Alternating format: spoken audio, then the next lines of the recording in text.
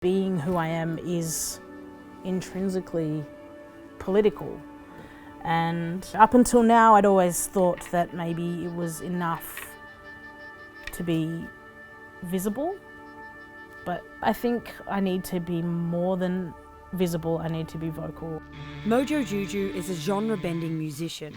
As a frontwoman and then solo artist, she's released 4 albums.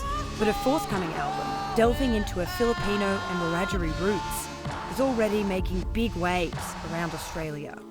I don't speak my father's native tongue.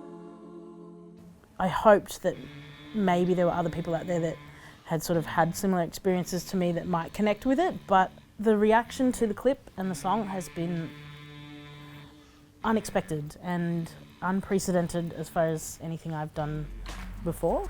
I was born under the southern sun. What did you know about your culture as a kid? I grew up very connected to my Filipino identity. I knew a lot about my dad's family. I knew when I was a kid that my mum's grandfather was Wiradjuri and not a lot else. I want to know my father's name. Please don't deprive me of my roots. Pearl, my great-grandmother, and Jackson, my great-grandfather, were like high school sweethearts or young lovers. She was not Indigenous. They weren't allowed to be together, and she had this secret love affair with Jackson. My grandmother is the product of that affair. She was denied a relationship with the man who was actually her father. He was always around, like he would always be there to look after her. And as actually on my great-grandmother's deathbed, my grandmother asked her one last time, is Jackson my father? And she said, some things you tell and some things you don't. What did you take it to your grave? I need to know. I need to know. My grandmother got the call from Jackson's family and they said, no, you're actually, you know, Jackson's your dad, and confirmed that for her. She has still, to this day, a great deal of regret and, you know, a certain level of resentment. When did you know that that story was going to be the heart of this album? Very early on. I wanted to look at this story from as many different perspectives as I could to try and have greater insight into why. Some other man's her daddy.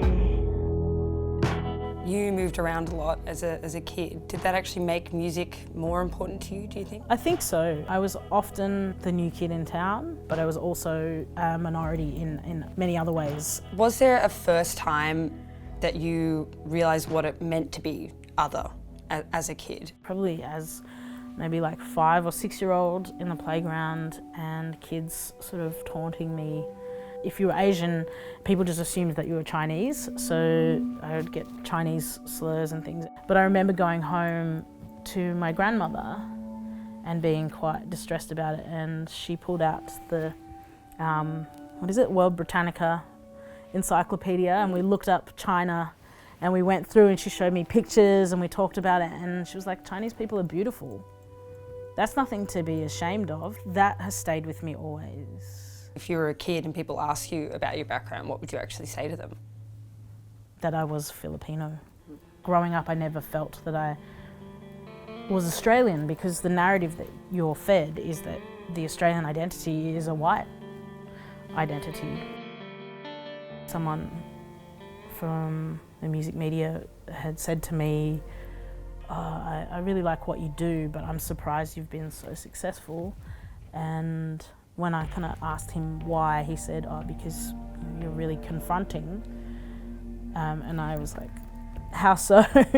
And he said, because you're a queer woman of colour, and that's really challenging for a lot of people. It took someone to say that so blatantly, like to be so forthright, that for me to realise there's certain doors that are closed to me, or there's certain opportunities that might not be available to me because people are challenged or threatened or confronted by who I am. And I guess being who I am is intrinsically political. And I don't know, up until now I'd always thought that maybe it was enough to be visible, but I think I need to be more than visible, I need to be vocal. On the album there's a few spoken word tracks, and one of them is Your Grandma. It's very sad and I get quite emotional talking about it. Deprived my kids of their grandfather and me of my father, although I didn't know. Why was it important to have her voice actually heard on the album? I wanted to tell that story whilst they're still here. Oral traditions are really important, and family histories give you insight into your own identity, and songwriting is a huge part of keeping those oral traditions alive. So I need to do this, and I need to do it now while I still have access to these stories firsthand.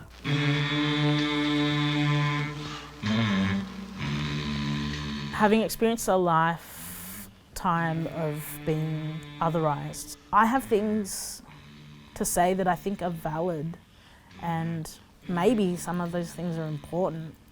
What have I got to lose, really? And so far, it's worked out all right. Mojo, thank you so much for joining us. Thank you. Speak my father's native tongue.